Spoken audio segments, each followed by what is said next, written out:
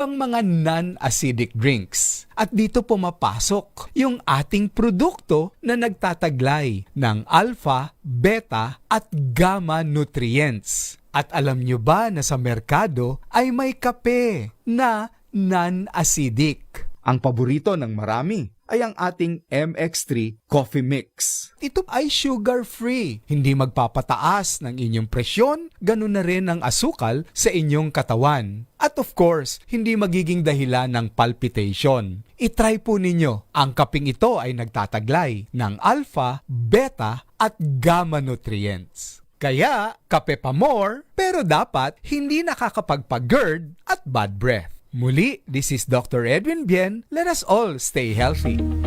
Healthy Minute, hatid sa inyo ng MX3.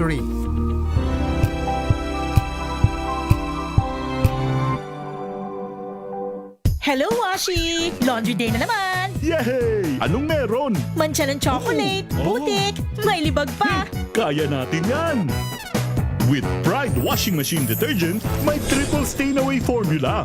Tanggal ang makapit, madikit, at malupit na dumit mancha. Kaya easy-easy ang labada. Mula noon hanggang ngayon! All you need is pride. All you need is pride. ACS.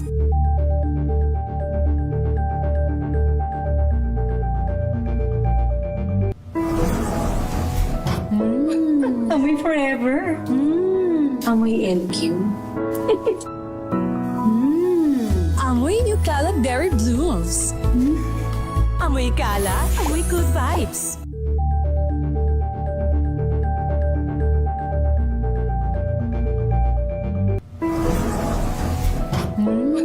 Amoy forever. Amoy NQ. Amoy New Caleb Berry Blooms. Amoy kala, amoy good vibes. Sinisiguro kong tama ang aking choices. Tamang pagkain, lifestyle at ang partner ko, MX3 Capsule. Gawa ito sa ISO at GMP certified na planta. Tested and proven na may alpha, beta at gamma mangosteen. Helps avoid knee joint pain discomfort. Iwas-iwas sa sakit.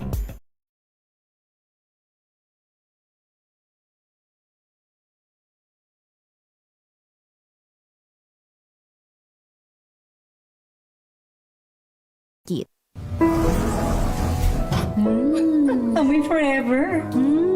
Amoy NQ. Amoy New Caleb Berry Blooms. Amoy kala, amoy good vibes. Amoy forever. Amoy NQ. Amoy New Caleb Berry Blooms. Amoy kala, amoy good vibes.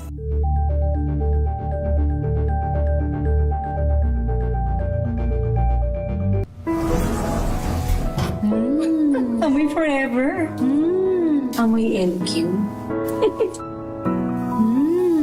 Amoy New Caleb Berry Blooms. Amoy kala, amoy good vibes.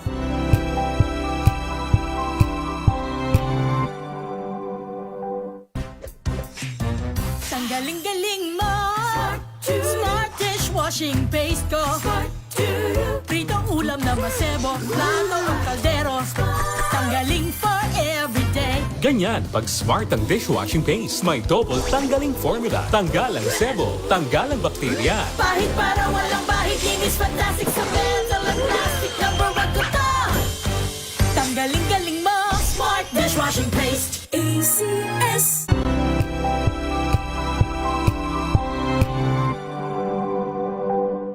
We've got you covered. Johan, DCRH. Ito na ang 28th KBP Golden Dove Awardee Best Public Service Program Host, ang Wonder Woman ng Public Service, si May Binauhan. Sa pagtulong, DZRH yan. Sa paglilingkod, DZRH yan. Sa pag-alalay, DZRH yan. Nasa dugo na, nasa pagkatao na ang serbisyo sa bawat Pilipino. Ito ang pangakong hindi na magbabago sa pagtakbo ng panahon. DZRH Public Service Hour.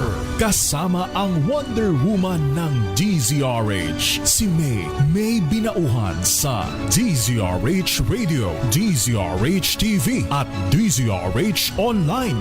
Pagtutulungang walang patid sa DZRH Public Service Hour. Sa pagtulong, sa paglilingkod, sa pag-alalay, kasama si May Binauhan sa DZRH Public Service Hour.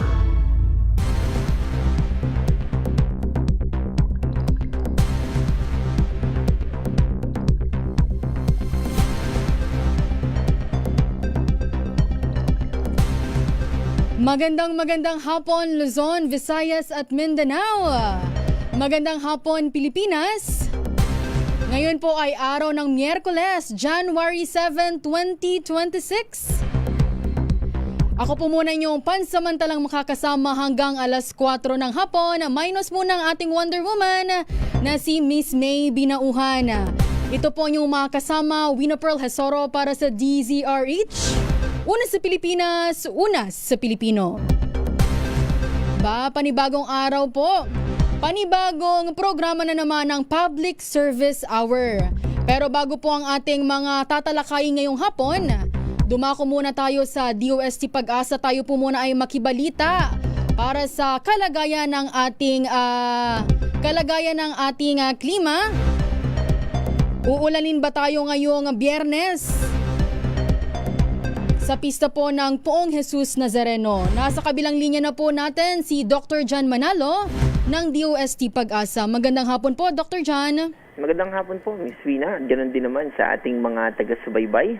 Sa lagay po ng ating panahon, meron pa rin pong epekto yung mga kaulapan na nag-contribute para mag-form yung low pressure area dito sa may northeastern part ng Borneo ng Brunei. Malayo po ito sa ating bansa at hindi po ito makaka-apekto sa mga susunod na oras. May posibilidad na mag-dissipate o malusaw na ito. Pero yung binanggit po natin na kaulapan ay kasalukuyan na nakaka-apekto pa rin sa southern portion ng Palawan. Kaya may kataasan pa rin yung tsansa ng mga pagulan dito sa Palawan province. Samantala, yung shear line naman ay patuloy na nakaka-apekto at nagdadala ng maulap na kalangitan at mataas na tsansa ng pagulan dito sa buong Bicol region. Kasama na rin yung mga probinsya ng Quezon, Oriental Mindoro, Marinduque, Romblon at Northern Samar. Gusto rin po natin i-emphasize dito sa mga kababayan natin, lalo na sa Albay, ay dahil pumutok po yung bulkang, hindi naman po talaga totally na pumutok, pero naka-alert level 3 po tayo doon. Ibig sabihin, posible ito na mag-release ng mga lava. At dahil po sa shear line ay posible na magdulot ng, yung mga pag-ulan ay posibleng magdulot ng mga mud flow, yung mga lahar. Kaya inaabisuhan po natin yung ating mga kababayan dahil may nakataas tayo na weather advisory. Ibig sabihin, ay posibleng makaranas yung mga kababayan natin ng at least 50 millimeters, lalo na dito sa probinsya ng Albay, Catanduanes, Camarines Sur at Sorsogon. Bukod po dito sa shear line at doon sa binanggit natin sa Palawan, yung easterlies ay patuloy rin na nakaka-apekto at nagdadala ng maulap na kalangitan, kaya may kataasan pa rin yung chance ng pagulan sa natitirang bahagi ng eastern Visayas, except lang yung northern Samar dahil shear line yung nakaka-apekto dito. Yung amihan ay patuloy na nakaka-apekto sa malaking bahagi ng Luzon. Bukod sa malamig na temperatura na dala nitong amihan, ay meron pa rin mga kaulapan na posibleng magdulot ng mga light rains dito sa Cordillera Administrative Region, Cagayan Valley at probinsya ng Aurora. Pero dito naman sa Metro Manila at sa natitirang bahagi ng ating bansa, yung mga hindi natin binanggit, lalo na sa Mindanao, mababa yung tsansa ng mga pagulan. Although, nandun pa rin yung posibilidad ng mga localized thunderstorms o yung mga panandaliang pagulan for specific area lamang. Sa mga susunod na araw, nakikita natin sa ating analysis na bahagyang hihina pa itong hanging amihan, kaya naman posible na mag-shift upward. Ibig sabihin, yung naaapektuhan ngayon ng shear line ay posibleng mag-move paakyat papunta sa probinsya ng Quezon, and eventually ay by Sunday ay posible naman na muling lumakas itong hanging amihan. At yan po yung ating update mula sa Sir John.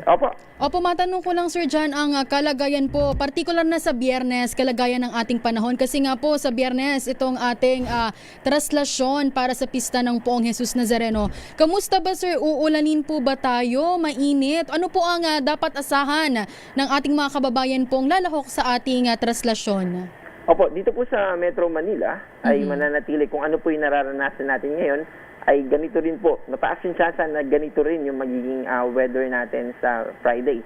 Bali, ang posible na magkakaroon tayo ng mga pagulan ay by Sunday pa po. Sunday. So, safe unless kung mapaaga po yung surge o yung pag-angat nitong shear line. Pero sa ating pong analysis sa kasalukuyan, mababa pa rin po yung chance ng pagulan by Friday.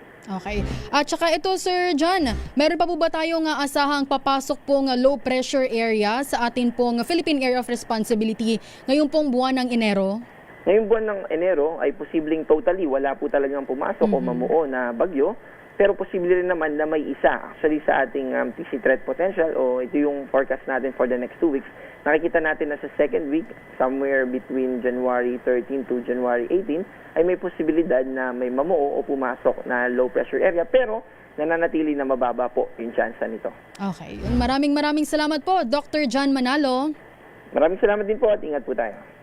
Ayan, nakapanayan po natin si Dr. John Manalo ng DOST Pag-asa.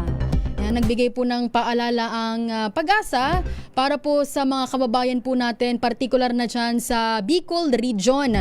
Dahil nga po nakakaranas ng mga pag-ulan at nananatili sa alert level 3 ang Bulkang Mayon. Ayun nga po, posibleng magkaroon ng mud flow. Kaya po sa mga kababayan natin dyan sa Bicol, mag-ingat-ingat po tayong lahat. Pero dakuan po natin to dahil nga sa Biyernes, yun na po ang ating traslasyon para sa pista ng Poong Jesus Nazareno. Ngayon po ay meron tayong makakausap, makakakwentuhan. Siya po ang Balangay Chairman ng Hijos del Nazareno. Nasa kabilang linya na po natin si Sir Juanito Tan Jr. Magandang hapon po, Sir Juanito. Magandang hapon din po, ma'am. Yan, Sir Juanito, kamusta na po ang inyong paghahanda ng inyong grupo para po sa ating nalalapit na pagdiriwang ng pista ng Poong Jesus Nazareno? Ma'am, sa ngayon po, 100% na po yung paghahanda namin. Kasama po yung ating mga balangay, yung ating mga kadiboto na tutulong sa darating na kapistahan po ng Nazareno sa Biyernes. Sir, matanong ko lang po, paano po nagsimula ang inyong panata po, panata po ng inyong grupo para po sa Poong Jesus Nazareno? Ma'am, iba yung calling namin. Sa akin po kasi, ma'am, sa pamilya, kumbaga, minana ko na sa aking mga magulang, itinuli ko na lang po. Kasi yung nanay ko po dati nung nabubuhay, nagpapakaridad naman po yun. Tuwing piyesta, mahal na araw, nagpapakaridad. Ito yung debosyon niya. Ako naman po, naglilingkod dito sa simbahan ng Quiapo bilang isang Hijos del Nazareno Central naman po. Ayun. Pero sir, ilang taon na po ba kayong deboto ng Jesus Nazareno?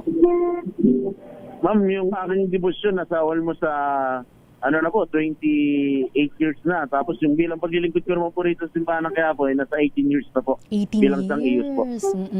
Pero sir, sa inyong grupo po, tinatayang ilan po kayo, ilang miyembro po kayo ng Hijos del Nazareno? Sa amin po kasi ma'am, anim kasi po yung grupo rito sa simbahan ng Quiapo ng Hijos. Nandiyan po yung Basilica, Bukluran, Central, NPGN at NBPN. Ang bilang po namin sa Central, ang kasapi po namin ay almost 600 plus.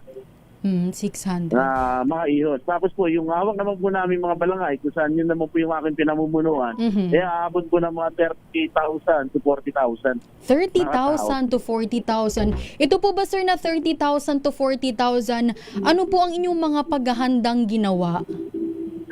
Ma'am, yung 30,000 to 40,000 na mga deboto, ito po yung mga tinatawag na balangay na mga sa bawat lugar, may mga grupo ng mga nagnanazareno. Sila po yung tumutulong sa amin para italya yung andas, maging human barrier, maging tigahila ng lupit. Yun po yung nagiging trabaho nila. Tapos pagpasok naman po ng simbahan, sila naman po yung mga nagiging stopper. Kumbaga sila yung sumasalubong doon sa mga sumasama sa prosesyon.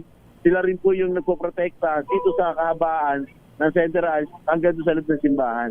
Para kapag pumasok man yung mga deboto na galing sa prosesyon o kasama doon sa prosesyon, hindi po sila agad magtuloy-tuloy doon sa altar at baka masira po yung ating altar. Yun po, ganun po nila pinoprotektahan yung ating dambana po ng mahal na pong Jesus Nazareno. Sir, balikan ko po ang iyong debosyon para po kay Poong Jesus Nazareno. Nagsimula po 18 years na po kayong deboto ng Poong Jesus. Ito po ba, sir, ano po ba yung mga, di ba po tama po, meron po tayong mga hinihiling, mga wini-wish kay Poong Jesus Nazareno. Kalimitan, sir, ano po ba itong nasabi po nating talagang natupad naman? Ma'am Michelle, yung natupad man marami. Unang-una sa mga anak ko na lang. Kasi yung mga anak ko po lahat naging sakitin. Yung dalawa ron, talagang hindi ko akalain mabubuhay kasi baby pa lang yung panganay ko. Napakaraming bukol sa mukha, ulo, sa katawan. Puro tinupuan po siya ng mga pigda. Yun, halos sa ilang hospital na pinapunta namin, parang hindi ko magaling yung anak ko, yung panganay ko. Ang ginawa ko po, isinimba ko po siya dito sa simbahan ng Quiapo. At inakyat ko po siya doon sa altar. Sa may likod, doon saan yung pahalik. Bumulong ako sa Nazareno. Kung hindi po akin, kunin niyo na po, huwag niyo na pong pahirapan. Pero kung akin naman po, pagalingin niyo po siya. Ma'am, wala pa po isang linggo na wala po yung mga bukol niya. Hindi rin po namin alam kung paano nawala po yun. Kumbaga, naghilom po unti-unti. Yung kanyang mga pigsa, yung kanyang mga bukol, naghilom po yun. Kaya sabi ko, hanggat habang nabubuhay ako, paglilingkod ako sa iyo. Hindi lang po ron, kasi yung pangalawa ko rin kong anak, kinubulsyon din po yun. Kaya tinakbo namin sa ospital, talagang napakataas yung nagnat niya. Wala ako na magawa nun. Ang ginawa ko po nun, pumunta po ako ng simbahan, bumili po ako ng panyo ng Nazareno, ipinahid ko po sa altar, sa pahalik, talagang pagdating ko po sa ospital, ang ginawa ko po sa kanya, yung sa panyo na yun, pinahid ko po sa buong katawan niya, at inilagay ko po sa ilalim ng unan niya. Kinabukasan po, ma'am, ang baba na po nulagnat ng anak ko. Tapos, noong araw din yun, nakalabas din po agad kami ng ospital. Ganun po, milagro yung ginawa ng Nazareno sa pamilya ko po. Talagang mamilagro talaga ang Poong Jesus Nazareno. Pero sir, po. Yes po. Sige sir, go po. Yes po. Basta ma'am yung paniniwala. Pananampalataya at saka yung paniniwala, yun yung huwag mawawala. Oo, kasi dapat kapag talaga. ikaw nagduda ka, iba na yun. Ibig sabihin, parang nilalaro mo siya, di ba? Kailangan yung bakit talaga sa kanya, napakahigpit, sobra. Oo, talagang sabi nga hindi naman kailangan talaga andoon ang inyong paniniwala. Talagang nananalangin ka. Oo, hindi yung andun ka lang talaga pero wala naman yung paniniwala mo sa kanya. Hindi ka nagtitiwala. Tama po. Opo, sir, tama po ba? Parang ito'y simula pa sa iyong nanay tapos naipasa po sa inyo. Opo. Pero sir. Opo, ma'am, gano'n po. Sige po. Yes, po. Ma'am, sa akin ngayon, buong pamilya na po kami naglilingkod ngayon sa simbahan ng Quiapo. Yung aking apat na anak, puro ius na rin po. Tapos yung aking asawa, yung naglilingkod din dito bilang isang kolektora naman po. Kumbaga, yung aming buong buhay, umiikot sa bahay, sa hanap buhay, simbahan. Kumbaga, yung pasasalamat namin sa kanya, kahit sabihin natin na dumadaan man sa hirap, talagang kailangan mo pa rin kumapit at magtiwala sa kanya. Maganda ito sir kasi buong pamilya na po pala kayong deboto ng Poong Jesus Nazareno. Pero sir, dakuan ko lang po, meron na po ba tayong mga naka-standby na mga kasamahan nyo po dyan sa Quirino Grandstand? Dahil po maya-maya lang ay magsisimula na ang ating pahalik mamaya ang 7:00 ng gabi. Kamusta po ba sir? Meron na po ba tayong mga naka-standby na mga kasamahan dyan? Opo ma'am, meron na po mga naka-standby kasi mamaya po magkakaroon po ng volunteer mass kung saan ito po yung lahat ng mga atin po na misa, ito po yung mga tutulong sa pahalik, sa magiging marshal natin. Lahat po yan, tulong-tulong na po mamaya. Mag-umpisa na po yan ng 7, pagtapos po ng misa. Lahat na po yan, nandiyan na po yung mga IOS, nandiyan na rin po yung mga balangay, tapos yung mga ating mga volunteer sa LGU, sa national government. Kompleto na rin po lahat. Kumbaga, aandar na lang, ma'am. Ayan. Pero sir, kamusta po ba itong andas po natin ngayong taon? Ilan po ba, di ba tinatanong po ito kung ilang gulong ang meron po ang andas natin ngayong taon? Ma'am, ngayon po, nakasatap yung gulong, puro solid pair po lahat yun, na kung saan nakikita po namin ngayon na mabilis itong andas natin kasi nga yung mga naka-previous na andas natin, isa lang po yung gulong ng sa harapan na solid na bakal na malaki. Tapos may balancer. Ito po ngayon wala na pong balancer. Kumbaga talagang 4 wheels na po siya. Na talagang nung tinesting namin, nung tinutulak namin, kaya kahit 2 tao. aandar po yung under. So tinataya po, parang iniisip nyo na ngayong taon mas mabilis ang traslasyon kumpara nung mga nakaraang taon. Opo, ma'am. Saka yung nakaraang taon din po kasi ilang piyesta na rin po tayong na puputulan ng lubid. Bago pa lang po umakyat ng Ayala Bridge, napuputol na po yung isang lubid. E ngayon po, ang ginawa po namin ngayon, nagkaroon na po kami ng spare na lubid na kung in case maputol yung lubid natin, may extra na po agad kaming reserva na gagamitin ng ating mga kadiboto para hilahin yung andas. Yun. Pero sa tingin nyo po ba, sir, ito po mga paghahanda natin ngayon, itong sinasabi nyo pong gulong na matibay na parang mabilis ang takbo ng ating traslasyon ngayong taon. Sapat po ba ito para hindi po tayo magkaroon ng aberya ngayong traslasyon 2026?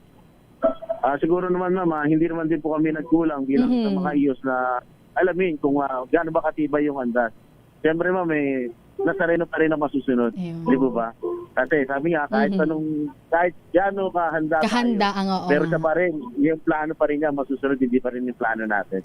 Di po ba? Opo, tama talaga yun, sir, na kung kahit na anong paghahanda natin, kahit na lahat perfect, 100% perfect, kung ano man ang kagustuhan niya, yun pa rin talaga ang masusunod.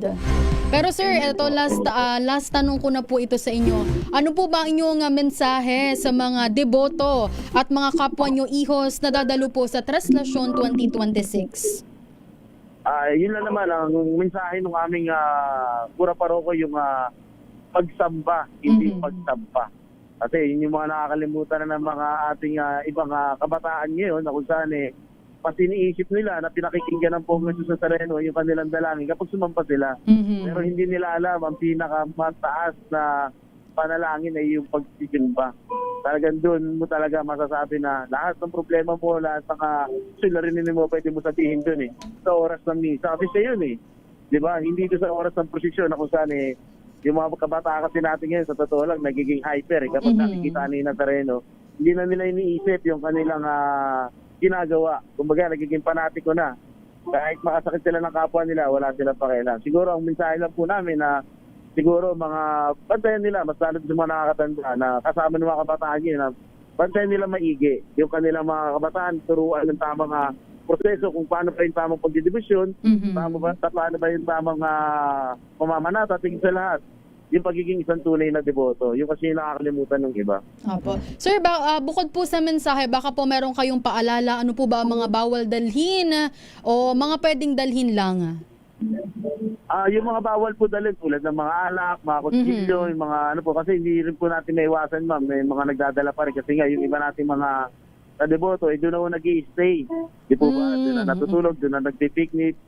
Ang mga nakaraan po kasi, meron kami mga nakuha doon sa may mga Bermuda grass, may mga naiiwan mga stick, mga kutsilyo, kumbaga naiiwan po nila. Sana maging responsable rin po tayo sa mga gamit natin.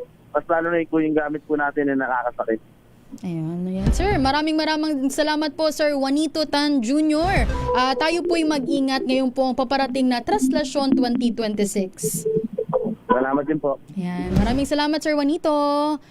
Yan, nakausap po natin ang Balangay Chairman Hijos del Nazareno Central, si Sir Juanito Tan Jr. Paalala niya nga po sa ating mga kasamahan, sa ating mga kababayan na makikilahok sa Traslasyon 2026. Yun nga pong sinasabi na pagsamba, hindi pagsampa. Pero kanina nga po, maaga pa lang ay pumila na ang ilang deboto sa bahagi ng South Road. Sa Quirino Grandstand, hindi pa man nag-uumpisa ang pahalik sa Poong Jesus Nazareno. Ayon sa pamunuan ng simbahan, gagawin ang nasabing aktibidad mamaya pong 7 p.m. alas 7 ng gabi. At ilan sa mga deboto nitong Martes pa lamang ng gabi ay nananatili na sa lugar at doon na nagpalipas ng magdamag. Kaugnay ng inaasahang pagdagsa ng mga deboto, nakaantabay na ang mga tauhan ng Manila Police District, MMDA at mga medical personnel para tiyakin ang kanilang seguridad at kaligtasan. Sa atin naman pong pagbabalik, may makakapanayam naman po tayo dahil kahit natapos na ang holiday season, ang tanong po natin sa ating mga kababayan, natanggap nyo na po ba talaga ang inyong 13-month pay? O meron pa ba tayong mga kababayan na hanggang ngayon ay hindi pa nakakatanggap ng kanilang 13-month pay o ang kanilang bonus? Dahil mamaya po ay may makakausap po tayo mula po sa DOLE. Tayo po muna ay maghahanap buhay. Pilipinas ang ating oras, 3:31 ng hapon. Ang oras na yan ay hatid sa...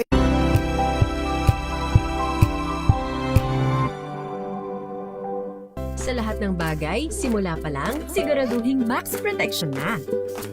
Kasi pag kulang ang proteksyon, baka madaling masira. Sa ngipin, dapat may max protection din. Max sa alaga ng Unique Toothpaste. With Max Protect Formula, helps stop cavities before they start, while keeping breath fresh. Try Unique Maximum Fluoride Protection. Para max alaga, max protektado. ACS. Wow, ang saya. Isang barangay na labada, puro mancha pa. Goodbye, pahinga. Mommy, isang laba lang yan sa Pride Bar Blue. May powerful stain-away enzymes na malupit sa dungit mancha. At di masakit sa kamay.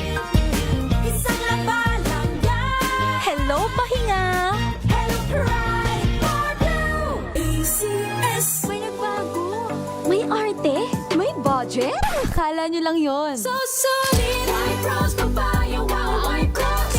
White Rose Papaya. Wow, White Rose. White Rose Papaya. May glow up with White Rose Papaya. White Rose Papaya. May puti power times 2 kasi may papaya at niacinamide. May shea butter and tea tree oil pa. Kutis sulit ang glow up. Glow up with White Rose Papaya.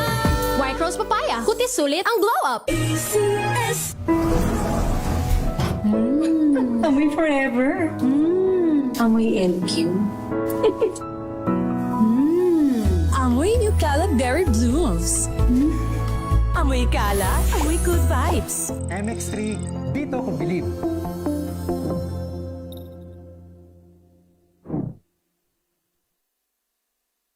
Mahalagang paalala, ang MX3 capsule ay hindi gamot at hindi dapat gamiting panggamot sa anumang uri ng sakit. Maulan man, no worries na amoy kulog ang damit. Charm, Fab, Con, bangong kumakabloom. Tanggal amoy kulog sa bango ng Charm. Kaya gamit ko, Charm Fabcon with Bloom Fresh technology. Kills 99.9% of kulog-causing bacteria.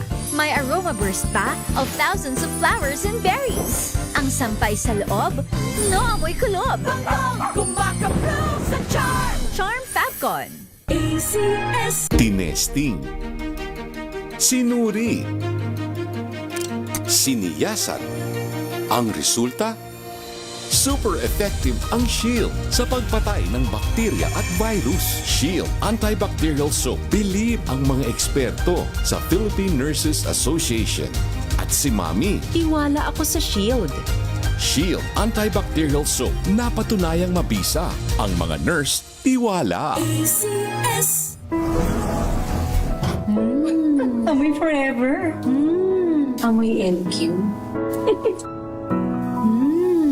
Amoy New Caleb Berry Blooms. Amoy kala, amoy good vibes.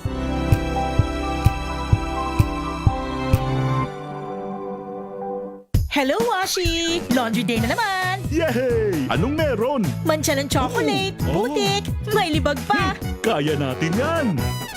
With Pride Washing Machine Detergent, may triple stain-away formula. Tanggal ang makapit, madikit, at malupit na dumit mancha. Kaya easy-easy ang labada. Mula noon hanggang ngayon. All you need is pride. All you need is pride. ACS. Unboxing MX3 Tea. This is a unique combination of mangosteen and pandan.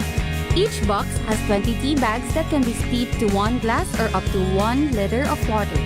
Enjoy it hot or cold. Shop at Lazada, Shopee, and in leading drugstores nationwide.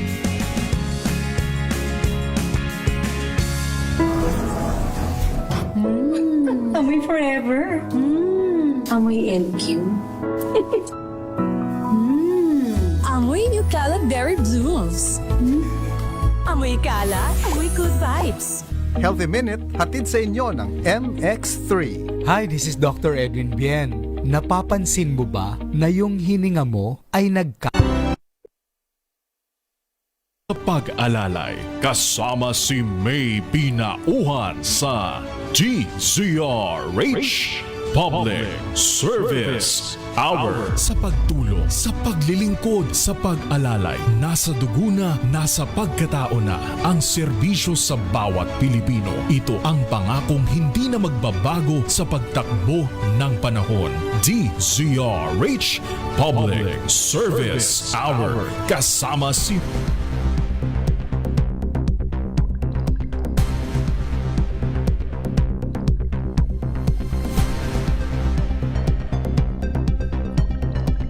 Alas 3:37 na po ng hapon. Aba, meron po tayong parang good news ngayong araw. Dahil bumaba po ang bilang ng mga Pilipinong walang trabaho nitong buwan ng November 2025.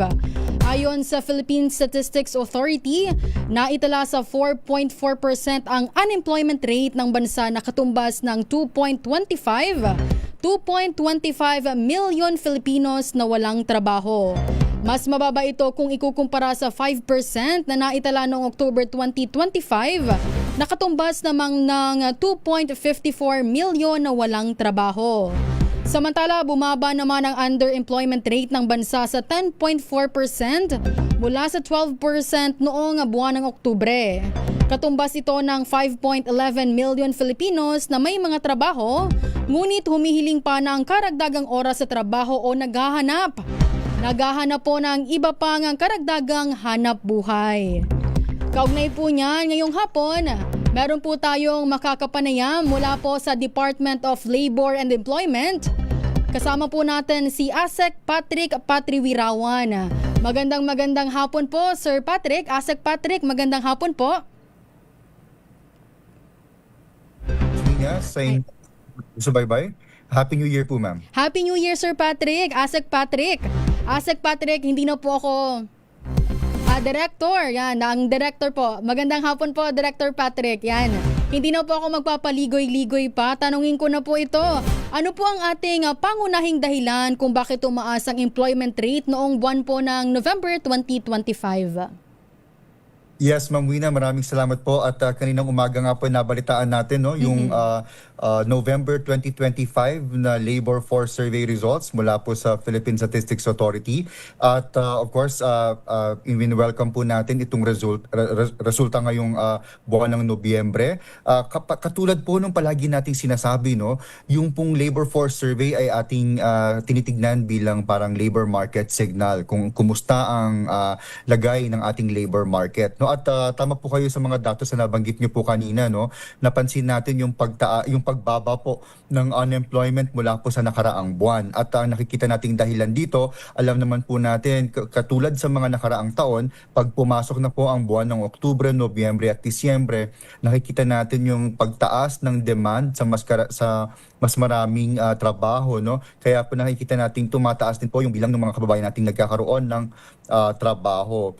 Yun po ay para sa month-on-month na comparison at maganda nga po yung resulta.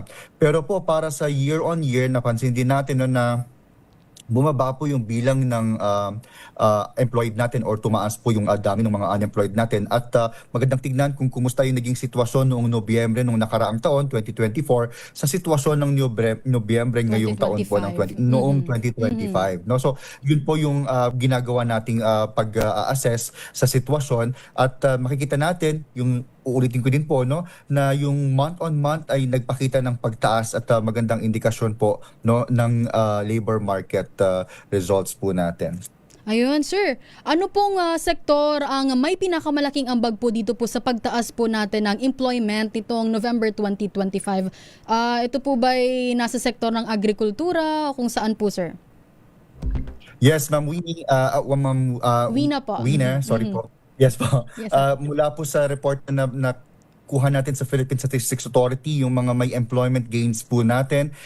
Kasama po dito ang Public Administration and Defense na nasa 185,000, ang Education po na nasa 176,000, Administrative and Support Service Activities 99,000, at Construction 86,000, at Information and Communication po sa 82,000. So ito po yung mga sektor na nakita nating tumaas on a year-on-year comparison po. Ayan. Ito po ba sir ay yung mga kababayan po nating nagsi-apply doon po sa ginagawa po ng DOLE na mga job hunting o yung mga pagbibigay po natin ng trabaho para sa ating mga kababayan? 'Di ba meron po tayong programa ang DOLE sa paglikha po ng maraming trabaho nitong mga nakaraang buwan? Tama po kayo, Ma'am Uina po, no? Parte po nung nakikita nating factor or parang consideration din, kaya po nakikita natin yung pagtaas, ay dahil sa patuloy po na sinasagawa nating monthly job fairs. Ito rin po ay ayon sa direktiba ng ating Pangulo, no, na magsagawa or ipalakasin ang employment facilitation ng bansa. Kaya po kung makikita rin natin, no, yung total po na job fair activities na naisagawa natin for 2025, umabot, let me just check po yung data natin, no, for job fair activities, umabot na po tayo sa 2,200 job fair activities, no, for January to November of 2025.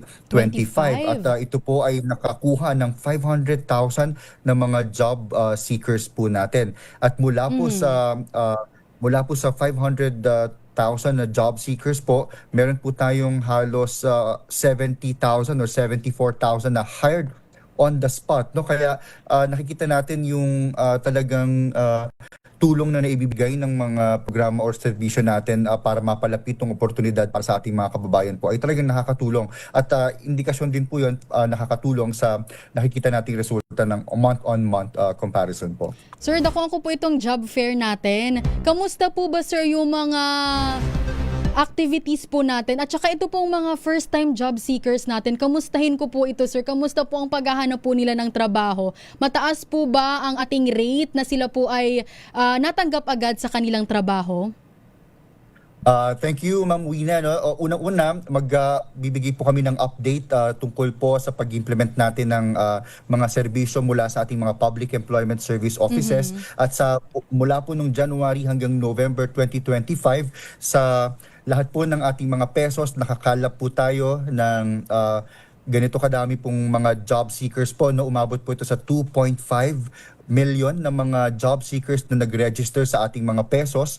At mula po sa 2.5 po na yan, no, nakapag-place po sila ng halos 2.2 million na individuals po. No? So malaking tulong po talaga yung mga pesos natin sa mga munisipalidad, syudad at probinsya po. No?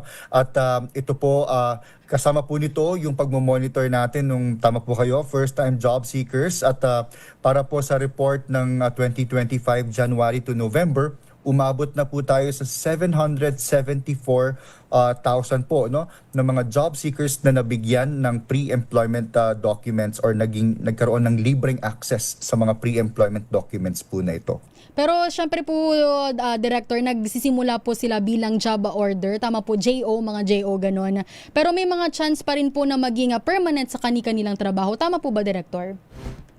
Yung first-time job seekers natin ay ito yung mga parang new entrants kung tatawagin, no, sa labor market. Maaaring sila ay mga fresh graduates sa kolehiyo o di kaya mga senior high school na nagtungo na or nagsimula na maghanap ng trabaho. So kadalasan may mga gusto makakuha ng experience sa public service, kaya po kung walang available na plantilla ay maaari silang kumuha ng JO or COS na posisyon. Pero parte din po ito nung programang iniimplementa natin, may kinalaman po sa youth employability, yung pong government internship, kung familiar po kayo doon, no? Yung mga GIP interns po natin para sa mga fresh graduates natin or mga senior high school students po natin na gustong magkaroon ng experience sa government offices ay nagiging parte po, no, nung pag-implementa natin at nagiging interns po sila. Sa katunayan po, for 2025, umabot na po tayo sa 76,000 po ng mga GIP interns at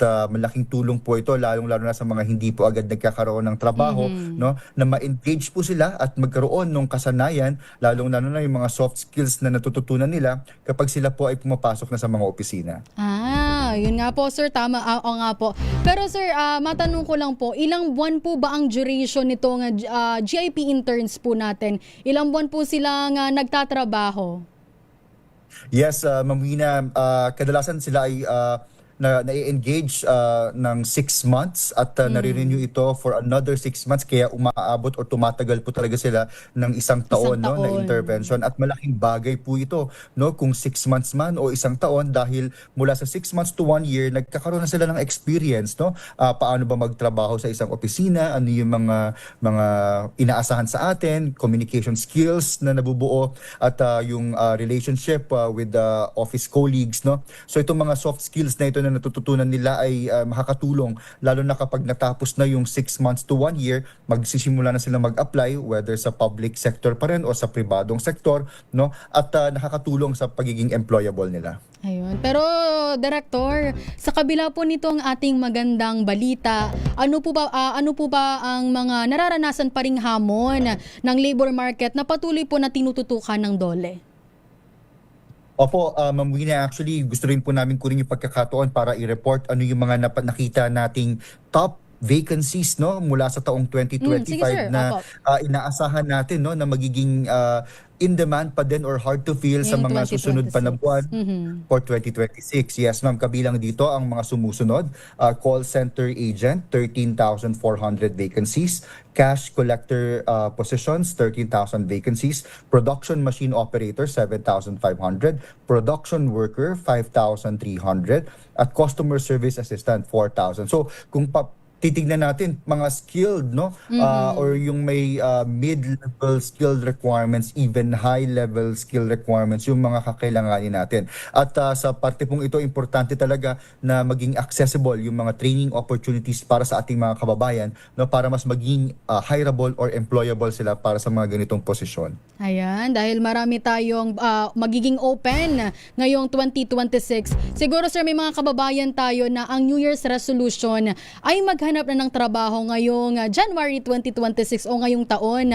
Ano po ba ang inyong payo para po sa ating mga kababayan na naghahanap pa rin ng trabaho ngayon po bagong taon? Siguro pati na rin dun sir sa mga first time job seekers, ano po ang inyong gustong mensahe po para sa kanila? Yes, Ma'am Wina, maraming salamat po. Unang-una po, para po sa ating mga first-time job seekers, bisitahin po natin ang ating mga barangay offices po at kumuha po ng certification na tayo ay first-time job seekers para po ma-avail natin yung libreng pre-employment documentary requirements. Halimbawa po ng mga libreng documents na ito mula po sa inyong certification ay ang PSA birth certificate, NBI clearance, police clearance, at iba pang mga certification po na gagamitin nyo sa pag-apply ng trabaho. Pati po yung mga transcript of records para po sa mga state universities and colleges. But in general po, sa lahat ng ating mga kababayang naghahanap ng trabaho at gusto pong lumipat ng career ngayong 2026, no, inaanyayahan po natin sila na bisitahin ng inyong mga resume. Unang-una, importanteng i-update na po natin ito ngayong panahong ito at ilagay po ano yung mga experiences, training opportunities na nakuha natin noong 2025 at para po sa ating mga fresh graduates, no, kompletuhin ang mga pre-employment documents na ito kasama na yung mga training certificates natin, mga transcript of records, or doon sa mga lilipat ng trabaho yung certificate of employment po natin bilang parte ng ating requirements, at magtungo po sa pinakamalapit na public employment service offices ang inyo pong mga peso sa mga munisipyo, syudad at probinsya para po malaman ang latest vacancies sa inyong mga lokalidad. Kung hindi po tayo makakabisita sa ating mga pesos, pwede po tayong mag-create ng account sa ating online job matching portal, ang philjobnet.gov.ph, para po malaman yung mga latest vacancies na nabanggit ko rin po kanina at makapag-submit ng inyong application online. Ayan. Pero Asek, ano po ba ang mga aasahan ng publiko mula po sa inyo, mula po sa DOLE ngayong 2026 para po mapanatili po nating malakas ang generation o job generation po sa ating bansa? Yes, Ma'am Wina, ilalim po ng pangunguna ng ating Secretary Benvenido Laguesma, patuloy po nating ini-implement ang mga strategies po natin sa Labor and Employment Plan. Kasama din po ang Trabaho para sa Bayan Plan. Mga strategiya, programa at serbisyo nakapaloob dito para masiguro po na mapataas natin ang antas ng kasanayan ng ating mga kababayan at mapalawak po ang access ng ating mga kababayan sa employment opportunities. Ayan, maraming salamat, Director. Pero sa kabila nito, Director, meron pong lumapit sa atin na ating kababayan. Mayroon kasi tayong kababayan na hanggang ngayon ay hindi pa rin nakakatanggap ng kanilang 13-month pay. Katulad na lamang po ng ating kababayan na nasa kabilang linya, si Sir Jude Ryan Celadinya. Yan, Sir Jude, magandang hapon po. Yes po, ma'am. Magandang hapon. Opo, Sir Jude, nasa live po via Zoom si Director Patrick at pwede po nating ilapit ang inyong concern patungkol nga po sa inyong 13-month pay na hanggang ngayon hindi pa nakukuha. Pwede nyo po ba, Sir Jude, ikwento po sa amin? Yes po. Magandang hapon, Sir Patrick. Sir, ganito po nangyari, sir. July... Sir, hingin po natin muna ang side po ng ating DOLE. Sir, Director Patrick, ano po ba ang ating kailangan gawin pagka ganito pong hanggang ngayon ay hindi pa rin natatanggap ang 13-month pay? Opo, ang advice po natin dito ay of course magtungo po sa ating regional office ng Department of Labor and Employment para po humingi ng assistance, mag-request for assistance para po makapag-comply yung ating mga establishments sa requirement natin, lalong-lalo na nagpalabas na po ng paalala ang Department of Labor din po na mag-submit na po ng mga reports lahat ng mga establishments po, at may deadline po na si NET for January 15 to submit yung compliance po ng mga establishments sa standard po na ito. So kung meron pa po mga kumpanya katulad po nung sa kaso po ni Sir, importante po na makipag-ugnayan po sa ating regional office para po mabigyan ng tamang assistance at ma-address po yung concern po nila. Ayun, so kailangan pong pumunta ni Sir Jude dyan po sa tanggapan po natin. Ayun. Yes po, ma'am. Apo. Sige sir, maraming salamat po, Director Patrick Patriwirawan. Magandang hapon po. Happy New Year. Maraming salamat po sir sa inyo pong oras ngayong hapon. Marami po tayong mga kababayan, lalo na po ang mga nagbabalak na maghanap ng trabaho ngayong taong 2026. Maraming salamat po sir sa inyong oras. Thank you po, Ma'am Wina. Maraming salamat po. Ayan, ating pong nakausap ang Director po ng Department of Labor and Employment, si Director Patrick Patriwirawan. Sa ating pong pagbabalik, babasahin naman natin ang mga nagko-comment sa ating Facebook at YouTube Live. Ang ating pong oras, 3:54 ng hapon. RH number 1.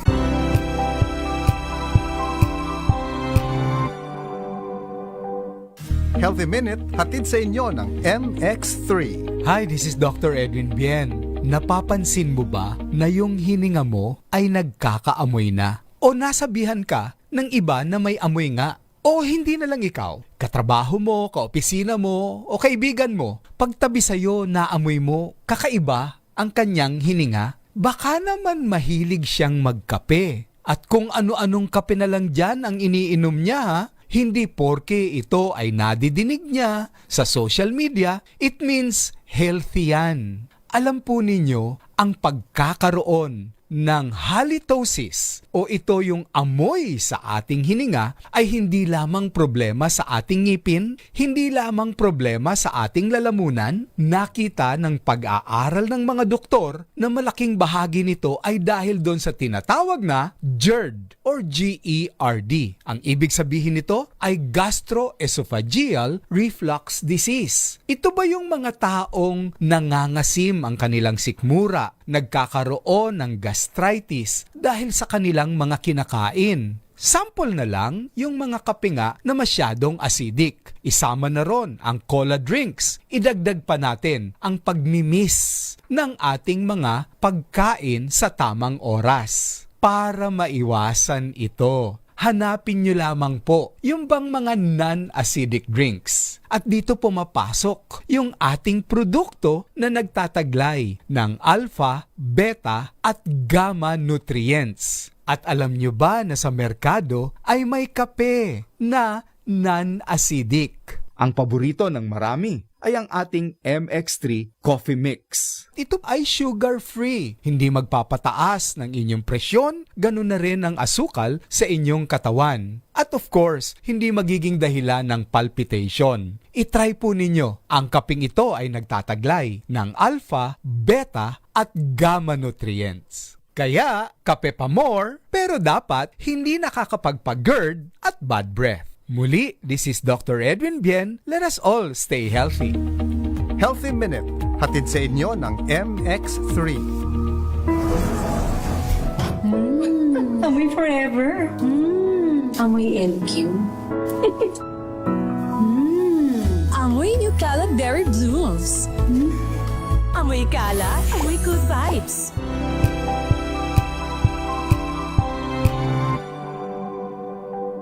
Wow, ang saya.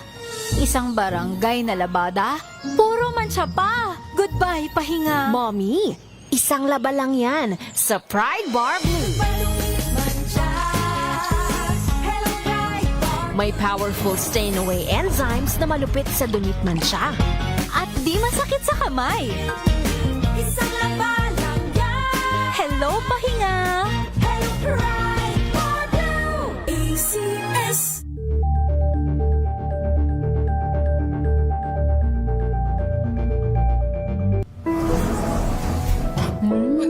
Amoy forever. Amoy LQ. Amoy New Caleb Berry Blooms. Amoy kalat, amoy good vibes.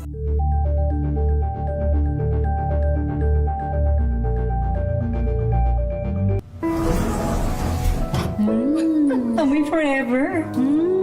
Amoy LQ. Amoy New Caleb Berry Blooms. Amoy kalat, amoy good vibes.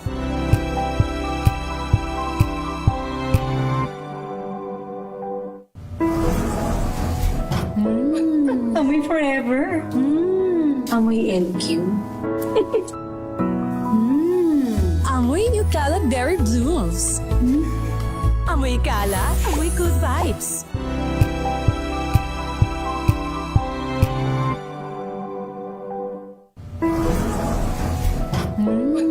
Amoy forever. Amoy LQ. Amoy New Caleb Berry Blooms.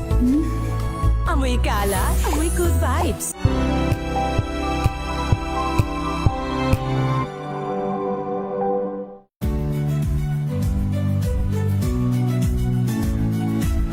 Magandang araw mga kaibigan.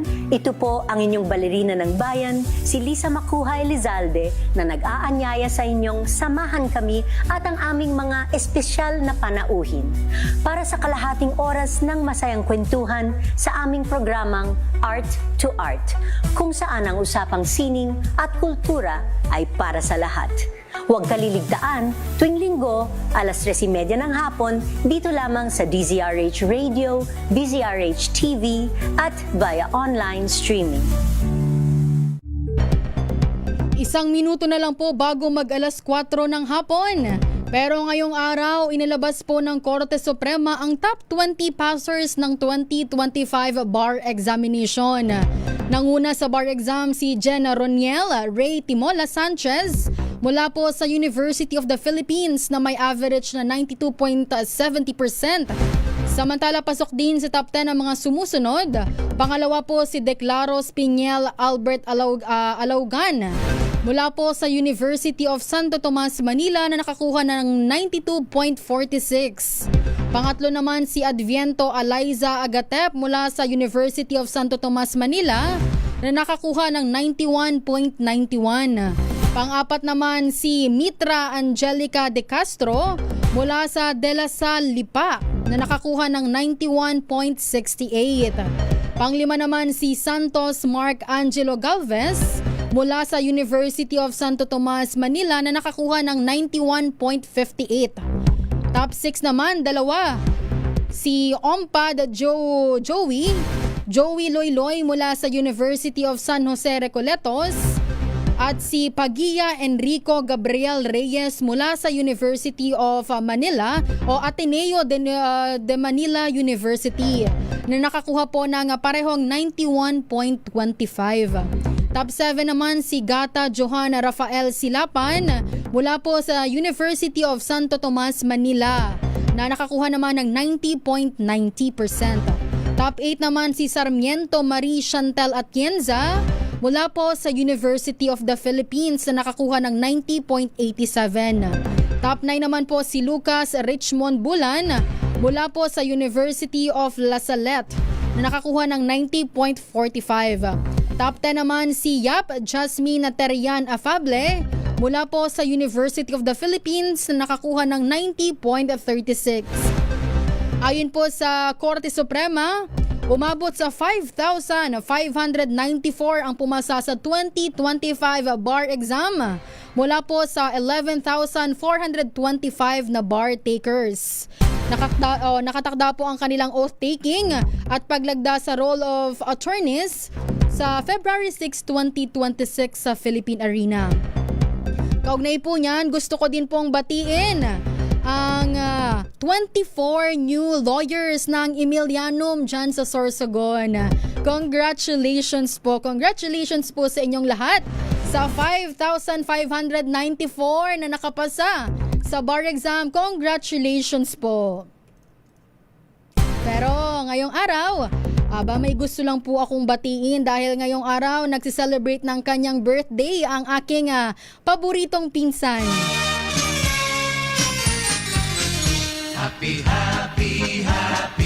Happy birthday Mariel Audrey Crizaldo mula sa Sorsogon pero andito ngayon sa Manila. Happy birthday, Mai!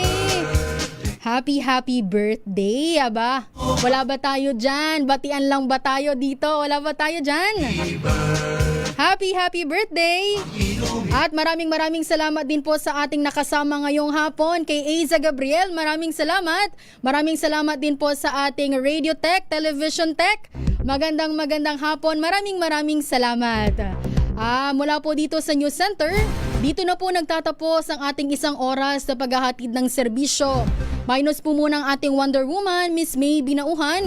Ako po yung nakasama dito sa Public Service Hour, Wina Pearl Hesoro para sa DZRH. Una sa Pilipinas, una sa Pilipino. Ang ating pong oras, 4:03 ng hapon. This time check is brought to you by AC.